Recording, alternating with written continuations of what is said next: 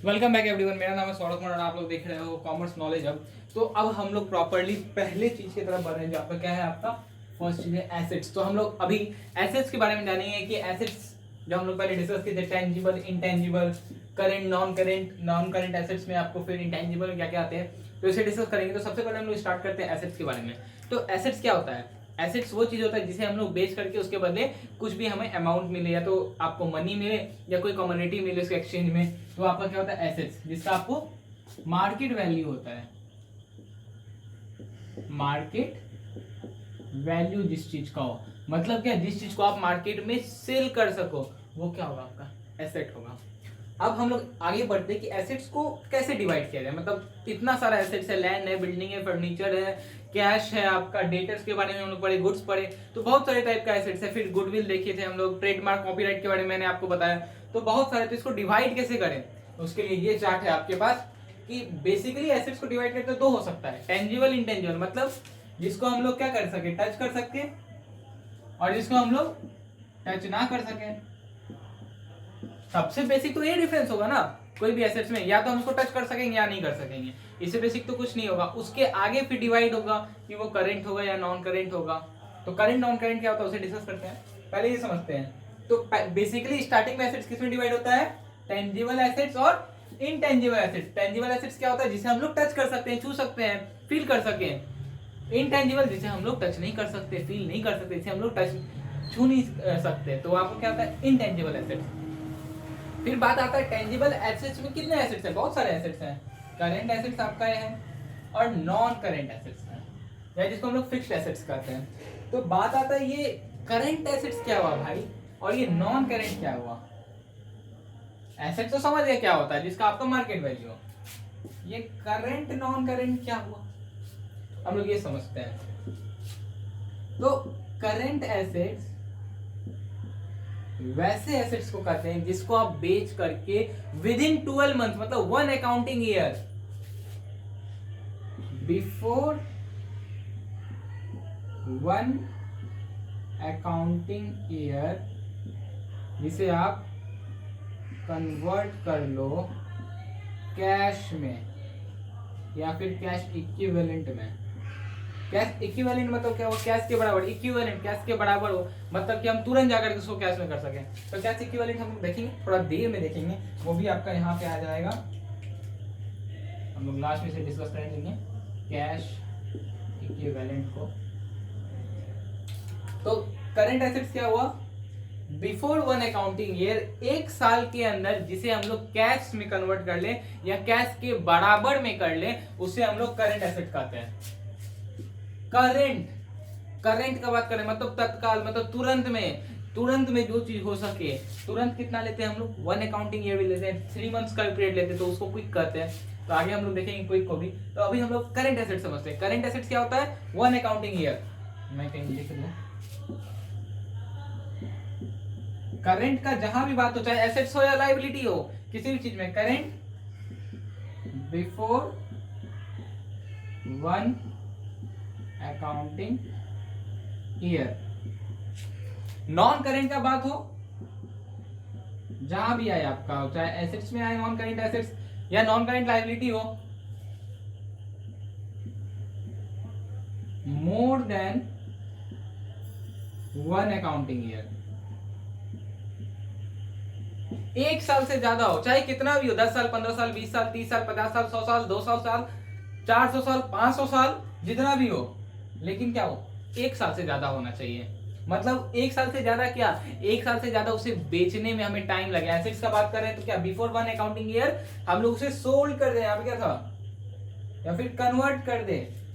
इसे हम लोग यहाँ पे क्या बात करें, जहां भी एसेट्स का बात है, कन्वर्ट कर दें इनटू किस चीज में, इधर कैश या कैश इक्विवेलेंट में। मतलब क्या, बिफोर 1 अकाउंटिंग ईयर जिस भी एसेट्स को हम लोग कन्वर्ट कर दे, या तो कैश में या कैश इक्विवेलेंट में, वो आपका क्या कहलाता है, वो आपका करंट एसेट्स कहलाता है। नॉन करंट क्या, जो आपको एक साल से ज्यादा लगे, एक साल एक दिन भी लगेगा, 1 ईयर 1 डे भी लगेगा, 1 ईयर 1 आवर भी लगेगा, तो भी ये आपका नॉन करेंट एसेट ही रहेगा।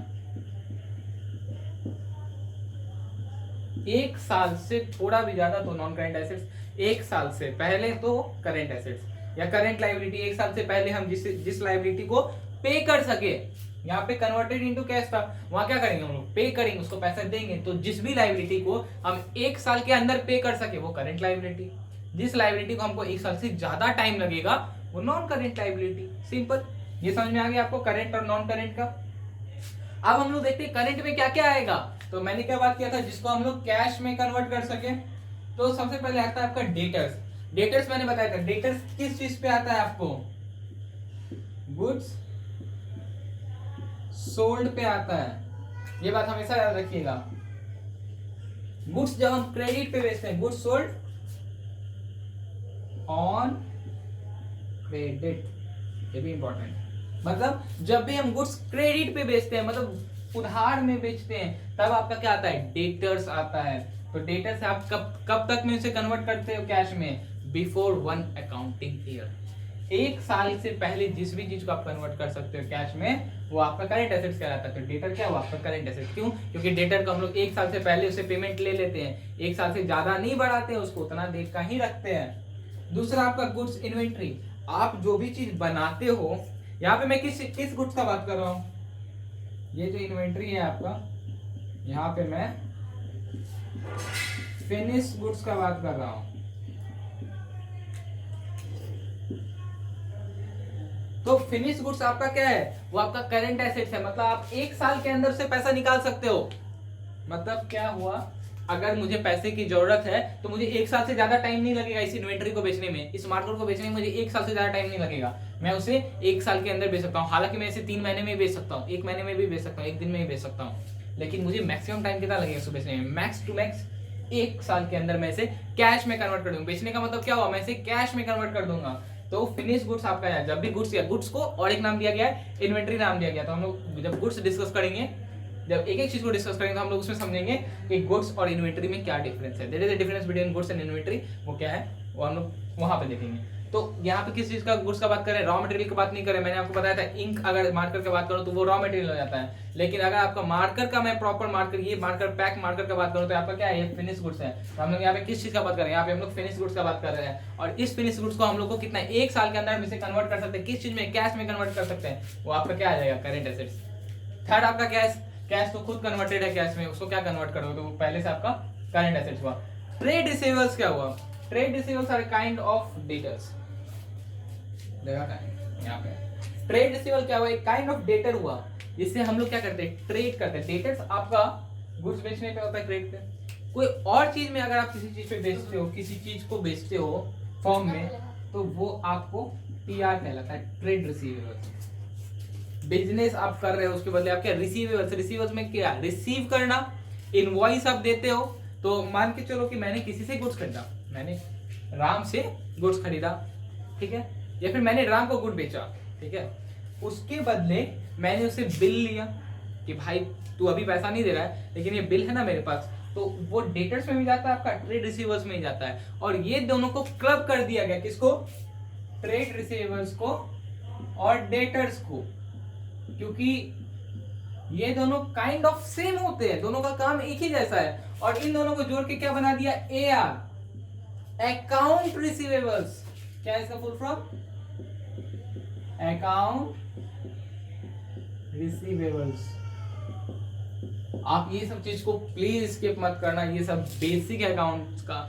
अगर आपका ये क्लियर नहीं है तो आपसे अकाउंट्स नहीं हो सकता। इसको समझो, इसे टाइम लगता है, धीरे धीरे समझो, पॉज करके देखो, पॉज करके समझो, या फिर आप मुझे मैसेज करो आपको क्या समझ में नहीं आ रहा है। मैं व्हाट्सएप नंबर नीचे लिंक में दे दूंगा, यहाँ भी मैं लिख देता हूँ 6287511402। आप मुझे इसमें व्हाट्सएप कर सकते हो अगर इसमें से कुछ समझ में नहीं आया, लेकिन हर एक चीज समझना बहुत जरूरी है। तो आपको ट्रेड रिसीवेबल मैंने बता दिया, trade receivable is a kind of debtor, जैसे आपका डेटर होता है वैसा ही ट्रेड रिसीवेबल होता है। इसी कारण से आप ट्रेड रिसीवेबल को हटा करके और डेटर को, ये दोनों को एक साथ क्लब करके अकाउंट्स रिसीवेबल बना दिया गया। अकाउंट्स रिसीवेबल क्या हुआ, सेम चीज जो हम लोग डेटर में डिस्कस की है। जैसे हम लोग गुड्स बेचते हैं क्रेडिट पे और उसमें पेमेंट हमें नहीं किया है अभी तक, क्रेडिट का मतलब वही बात की पेमेंट हमें नहीं मिला है, तो आपका क्या हो जाता है, डेटर्स या फिर ट्रेड रिसीवेबल, और दोनों को क्लब करके बना दिए क्या, तीसरा जो आपका है अकाउंट्स रिसीवेबल। अब इसके बाद है आपका इन्वेस्टमेंट। देखिए देखो यहाँ भी इन्वेस्टमेंट है और यहाँ भी इन्वेस्टमेंट है। दोनों में डिफरेंस कहाँ है, यहाँ देखो, ये आपका क्या है शॉर्ट, ये आपका क्या है लॉन्ग। तो वैसे इन्वेस्टमेंट जिसे हम लोग कैश में कन्वर्ट कर सके, किसमें, एक साल के अंदर, वो आपका कहाँ जाएगा, करंट एसेट्स में वो इन्वेस्टमेंट जाएगा। Investment bracket short term investment जिसे हम लोग एक साल में कैश में कन्वर्ट कर सके। नॉन करेंट में बात करते हैं इन्वेस्टमेंट लॉन्ग टर्म, जिसे हम लोग एक साल में नहीं कर सकते, एक साल से ज्यादा टाइम लगेगा करने में कैश में कन्वर्ट। फिर बात आता है इन्वेस्टमेंट क्या होता है। तो इन्वेस्टमेंट बहुत तरीके का हो सकता है, आप शेयर्स में इन्वेस्ट कर सकते हो, या किसी बिल्डिंग में इन्वेस्ट कर सकते हो, किसी फर्नीचर में इन्वेस्ट कर सकते हो। कहीं भी पैसा लगाना को हम लोग इन्वेस्टमेंट करते हैं। कहीं भी आप पैसा लगाते हो, चलो तुम ये बिजनेस स्टार्ट करो, मैं इसमें पैसा लगाता हूँ, क्या है, इन्वेस्टमेंट है। मैं ये मशीनरी खरीद रहा हूँ, उसमें मैं पैसा लगा रहा हूँ। ये मैं कार खरीद रहा हूँ, तो इसमें मैं पैसा लगा रहा हूँ। क्या है, इन्वेस्टमेंट है ये सारा। जो भी इन्वेस्टमेंट का फायदा आपको, या फिर उसको आप कैश में कन्वर्ट कर सको एक साल के अंदर, वो कहाँ जाएगा, करंट एसेट्स में वो इन्वेस्टमेंट। लेकिन जिसे एक साल से ज्यादा लगे, बहुत सारा ऐसा आप शेयर्स या बॉन्ड्स खरीदते होगे, शेयर मार्केट में आप आगे सीखोगे कैसे खरीदा जाता है, तो आप उसे एक साल के अंदर नहीं बेच सकते वो शेयर को। जैसे 500 रुपी का एक शेयर, शेयर क्या होता है, शेयर एक कंपनी का टुकड़ा होता है। ये अगर आपका पूरा कंपनी है, तो इसका इतना छोटा सा टुकड़ा आपने खरीदा, तो इस टुकड़ा, इसके बदले आपको क्या मिलेगा, पेपर मिलेगा। आपने तभी कैश दे दिया, कंपनी को कैश की जरूरत है इसलिए वो शेयर इशू किया, उसके बदले आपको एक कंपनी का टुकड़ा दिया, वो पेपर दिया। तो अगर आप उस पेपर को एक साल के अंदर कन्वर्ट कर सकते हो कैश में, तो आपका कहां चला जाएगा, करंट एसेट्स में। लेकिन अगर आपको उस पेपर को कन्वर्ट करने में एक साल से 1 मिनट ज्यादा लगेगा, तो कहां चल जाएगा, इन्वेस्टमेंट में, लॉन्ग टर्म में आपका चला जाएगा, नॉन करंट एसेट्स हो गया आपका। तो आई गेस आपको इन्वेस्टमेंट क्लियर होगा। अब आगे देखते हैं, एक है आपको loan given short term, loan given long term. Same चीज, जो अगर ऐसा थोड़ी ना है कि आप लोन जो दोगे, देखो लोन यहाँ पे गिवन मैंने इसलिए लिखा, आपको बुक में नहीं मिलेगा लोन गिवन लिखा हुआ। अगर बेसिक लोन यहाँ पे मैं अभी लिख दूं तो आपको समझ में नहीं आएगा, क्योंकि लायबिलिटी भी आपका लोन है, जो मैंने पिछले वीडियो में बात किया, और यहाँ भी लोन है। तो 2 लोन हो सकता है ना, एक लोन गिवन, एक लोन टेकन। मतलब क्या, जो एक लोन होगा जो आप दिए, एक लोन होगा जो आपने लिया, तो 2 लोन है ना। ये मैंने दिया, इसके बदले मुझे पैसा वापस चाहिए, ये तो भाई मैंने लिया, इसके बदले मुझे पैसा वापस करना पड़ेगा। इसमें पैसा आएगा, इसमें पैसा जाएगा, तो जो आएगा वो क्या हुआ, एसेट्स हुआ, कन्वर्टेड इनटू कैश। हमको कैश में कन्वर्ट कर सकते हैं, या फिर कैश ही हो, इसमें क्या भैया, इसमें तो पैसा चला जाएगा। इसको बारे में डिस्कस करते हैं, इसको डिस्कस करते हैं। तो आप समझ में आया लोन मेड और लोन गिवन में क्या आता है, मतलब लोन गिवन और लोन टेकन में, या फिर लोन मेड भी लिखते हैं इसे हम लोग, लोन मेड, लोन हमने दिया। तो लोन, तो ये समझ गए लोन गिवन टेकन में क्या अंतर है। आप समझते हैं लोन गिवन में ही 2 टाइप का होगा, शॉर्ट टर्म, लॉन्ग टर्म। अगर वो लोन का पैसा मुझे 1 साल के अंदर वापस मिलेगा, तो कौन सा में आ गया, आपका करंट एसेट्स में आ गया, loan given for short terms, क्योंकि हम लोग 1 साल के अंदर से कैश में कन्वर्ट कर सकते हैं। लॉन्ग टर्म 1 साल से पहले नहीं हो सकता, वो आपका कहाँ चला गया लोन, आपका लॉन्ग टर्म में, नॉन करंट एसेट्स में। फिर आपका क्या है, कैश इक्विवेलेंट्स का बात किया मैंने। कैश इक्विवेलेंट्स क्या हुआ, कैश इक्विवेलेंट, कैश के बराबर, मतलब कैश नहीं है लेकिन कैश के बराबर है। कैश के बराबर फिर आता है, किसे हम लोग कहते हैं, ऐसा चीज जिसे हम लोग बहुत ही शॉर्ट पीरियड में, इवन इन 3 मंथ्स, मतलब कैश इक्विवेलेंट का बात करें तो जिसे हम लोग 3 मंथ्स के अंदर, जिसे हम लोग 3 मंथ्स के अंदर या उससे भी कम टाइम में कैश में कन्वर्ट कर ले, उसे हम लोग कैश इक्विवेलेंट्स कहते हैं। जिसमें क्या था, आपका मार्केटेबल सिक्योरिटीज आती हैं। जैसे आप अभी आगे जब बिजनेस स्टडीज में पढ़ोगे तो आपको कॉमर्शियल पेपर मिलेंगे। कॉमर्शियल पेपर तो हालांकि ज़्यादा होती है, ट्रेजरी बिल्स हो गई, वो भी आपको रेंज करती है। फिर कॉल मनी हो गया, ये सब आपका किस में आता है, कैश इक्विवेलेंट्स, मार्केटेबल सिक्योरिटी, छोटी छोटी चीज़। तो हम लोग उसे डिस्कस करेंगे। अभी बस इतना समझो, कैश इक्विवेलेंट कैश के बराबर ही होता है, उसे कन्वर्ट करने में हमें मैक्सिमम 3 महीने का टाइम लगता है, मिनिमम 1 डे टू 3 मंथ्स। वो आपका कहा था कैश इक्विवेलेंट्स में। कैश आपका पहले कन्वर्टेड है, करंट एसेट जिसे आपको 1 साल तक लग जाए, बिफोर 1 अकाउंटिंग ईयर, 1 साल तक का जो टाइम आपसे ले। Non current more than 1 accounting year, before और इक्वल टू 1 अकाउंटिंग ईयर। तो ये आपका क्लियर हो गया, करंट एसेट्स हमने कर लिया। अब हम आते हैं नॉन करंट एसेट्स में। तो नॉन करंट एसेट्स को फिक्स्ड एसेट्स भी कहते हैं। फिक्स्ड एसेट इसीलिए कहते हैं क्योंकि हम लोग 1 ईयर के अंदर उसे हटा नहीं सकते, वो फिक्स्ड है उस जगह पे। फिक्स्ड किस कंडीशन में फिक्स्ड, मतलब 1 ईयर के अंदर उसे हम लोग हटा नहीं सकते हैं। क्या क्या आता है, मशीनरी, मशीन को आप 1 साल के अंदर, बड़ा मशीन है, अगर आपका 50 लाख 60 लाख का मशीन है एक बिजनेस का, तो उसमें दिक्कत होती है, 1 साल में आप उसे नहीं बेच पाओगे। तो वो आपका क्या आ गया, नॉन करेंट एसेट्स में आ गया। मशीनरी, फर्नीचर, बड़ा बड़ा फर्नीचर है आपके पास तो उसे भी बेचने में टाइम लगता है, वो भी आपका non current asset. Car, bike, इसे भी बेचने में टाइम लगता है, ये भी आपका non current assets. Land, buildings, बड़ा बड़ा जो बिल्डिंग देखते हैं आप अपार्टमेंट 50-50 मंजिले का, 50 फ्लोर का आपको जो बिल्डिंग मिलती है उसे भी बेचना 1 साल के अंदर मुश्किल होता है। सेम विथ लैंड, लैंड को भी आप नहीं बेच सकते हो। लोन गिवन हमने डिस्कस कर लिया, इन्वेस्टमेंट हमने डिस्कस कर लिया, तो ये बेसिक आपका हुआ। अब एक चीज मैं यहाँ पे डिस्कस करता हूँ जिसका नाम है डेप्रिसिएशन। जितने भी करंट या जितने भी टेंजिबल आइटम है उस पर डेप्रिसिएशन लगता है। तो डेप्रिसिएशन क्या होता है, डेप्रिसिएशन होता है किसी भी चीज का वैल्यू घट जाना। वैल्यू अगर घट जाता है किसी भी एसेट्स का, किसी भी टेंजिबल एसेट्स का, तो उस पर डेप्रिसिएशन चार्ज हो गया। मतलब क्या, अभी इसका इतना दाम था, हो सकता है मैंने इसे यूज किया, तो जैसे मैंने इसे यूज किया इसका वैल्यू घट गया, ये मार्केट इतना नहीं रहा। जैसे हम लोग नॉर्मल एग्जांपल में कहते हैं कि कार अगर शोरूम है तो उसका दाम 10 लाख है, अगर रोड पे आ जाएगा तो उसका दाम 9 लाख हो जाएगा, या फिर 9,50,000, 9,50,000 रखते हैं, इतना हो जाएगा।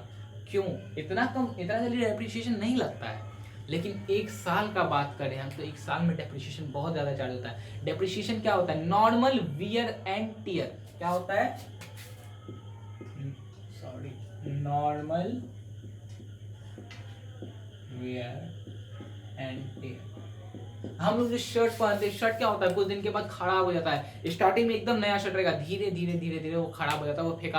डेप्रिसिएशन हमने देख लिया। एप्रिसिएशन क्या होता है, किसी भी चीज में इंक्रीज इन द वैल्यू, मतलब वैल्यू डिक्रीज होता है तो आपका क्या होता है डेप्रिसिएशन। वैल्यू इंक्रीज हो जाए तो वो आपका क्या हो जाता है, एप्रिसिएशन कहलाता है। जैसे हम लोग नॉर्मल एग्जांपल लेते हैं, एक बिल्डिंग है जो बहुत ही रद्दी हो गया, या फिर एक कार का एग्जांपल लेते हैं, वो कार क्या स्क्रैप में है आपका, तो उसमें क्या उसका वैल्यू अगर आप मार्केट में लेने जाओ तो आपको 1 लाख के अंदर मिल जाएगा। लेकिन अगर उसी को हम लोग रेनोवेशन के साथ उसको पूरा सर्विसिंग के साथ लाया और उसे हम लोग 5 लाख में 6 लाख में बेच सकते हैं, तो वो वहां पे क्या हो गया, एप्रिसिएशन हो गया। डेप्रिसिएशन नहीं हुआ, एप्रिसिएशन होता है इंक्रीज इन द वैल्यू।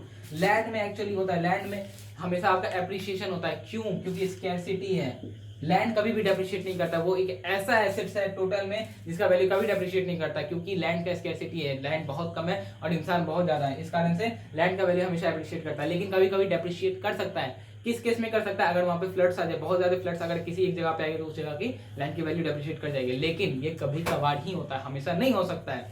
तो ये आपको एप्रिसिएशन डेप्रिसिएशन समझ में आया।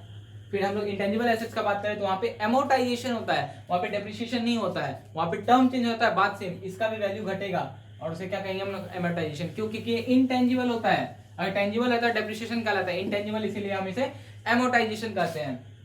इंटेंजिबल आप में आपका क्या क्या आता है, नॉन करेंट एसेट्स आती है। कोई भी करेंट एसेट्स आपका इंटेंजिबल एसेट्स में नहीं आती है, सिर्फ नॉन करेंट एसेट्स ही आपकी इंटेंजिबल एसेट्स में आती है। क्या क्या है, पेटेंट, गुडविल, ट्रेडमार्क, कॉपीराइट, ये सारी आपका क्या है, ये सारी आपकी इंटेंजिबल एसेट्स हुई, मतलब जिसे आप टच नहीं कर सकते हो, लेकिन इनका भी वैल्यू डिक्रीज होता है। जब भी इसका वैल्यू डिक्रीज होगा ये क्या कहलाएगा, एमोर्टाइजेशन कहलाएगा। फिक्टिशियस एसेट्स क्या होते हैं, fictitious assets are not an asset, ये कोई भी एसेट नहीं है, ये एक टाइप का एक्सपेंस है, लेकिन इसे हम लोग को कवर करने में बहुत टाइम लगता है, इस कारण से इसे हम लोग फिक्टिशियस एसेट्स करते हैं और इसी कारण से हमारे नॉन करेंट एसेट्स में आता है। तो ये बेसिक आपको ओवरव्यू है एसेट्स का, इससे ज्यादा आपको एसेट्स के बारे में जानने को नहीं मिलेगा, यही है आपका एसेट्स। तो thank you for watching this video, subscribe our YouTube channel. और अगर आपको लगता है कि हमारा कंटेंट अच्छा है तो, और अगर आपको कोई डाउट होता है तो हमें व्हाट्सएप पे मैसेज कर सकते हैं इस नंबर पे। So thank you very much.